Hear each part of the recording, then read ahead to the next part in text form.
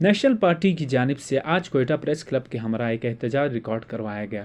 احتجاج میں national party Quetta کے صدر، نائب صدر، جنرل سیکرٹری سمیت دیگر قائدین نے شرکت کی۔ احتجاج کوئٹہ کے علمدار روڈ اور ہزارہ ٹاؤن سمیت دیگر علاقوں میں چوری چکاری، پولیس محکمے کی نااہلی، گیس کی عدم دستیابی، علاقے کے فنڈز میں بدعنوانی جیسے مسائل شامل تھے۔ قائدین نے اپنی تقریر میں صوبائی حکومت بالخصوص وزیر اعلیٰ بلوچستان کو تنقید کا نشانہ بناتے ہوئے کہا کہ خود کو بلوچستان کی تاریخ کے عظیم سیاسی رہنماؤں کا جانشین کہنے والے کٹ پتلیاں بند کر ریڈ زون تک محدود رہ چکے ہیں۔ انہوں نے BNP مینگل اور اختر مینگل کو بھی تنقید کا نشانہ بناتے ہوئے کہا کہ ان کی پالیسیز ہمیشہ اپنے سیاسی مفاد میں رہی ہیں۔ بلوچستان میں FC کے پاس سے پولیس سے اختیارات ختم کرنے کے حوالے سے بھی بات کی گئی اور کہا گیا کہ FC اہلکار لوگوں کے لیے باعث مصیبت ہیں۔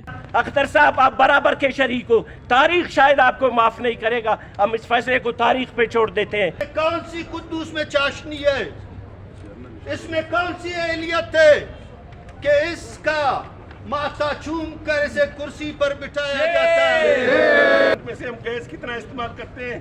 سردیوں میں 4%، وہی 16% میرا گیس کدھر ہے؟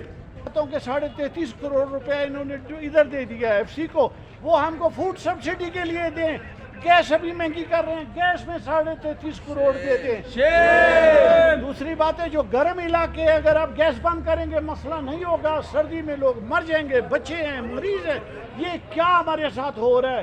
نام کی کوئی چیز نہیں ہے بلوچستان میں کوئی گڈ گورننس نہیں ہے۔ یہاں پہ امن امن کی صورتحال دن بدن خراب ہو رہی ہے۔ جیسے دوستوں نے کہا کہ علمدار روڈ ہو یا ہزارہ ٹاؤن ہو، ہر جگہ چوری ڈکیتی ہو رہی ہے، اور پولیس کو جو ہے پولیسنگ کا جو ہے نظام ان کے حوالے کیا جائے، اچھے افیسر تعینات کیے جائیں، اور موجودہ صوبائی حکومت کو بلوچستان کے مسائل سے کوئی سروکار نہیں ہے۔ پارٹی قائدین نے اپنے مطالبات حکومت کے سامنے رکھنے سے انکار کیا اور کہا کہ بلوچستان کے موجودہ حکمران ہی ان مسائل کا کارندہ ہیں۔ انہوں نے بلوچستان ہائی کورٹ سے مطالبہ کیا کہ کوئٹہ سمیت بلوچستان میں بڑھتے مسائل کا حل انہیں تلاش کرنا ہوگا۔ Wash news, Quetta.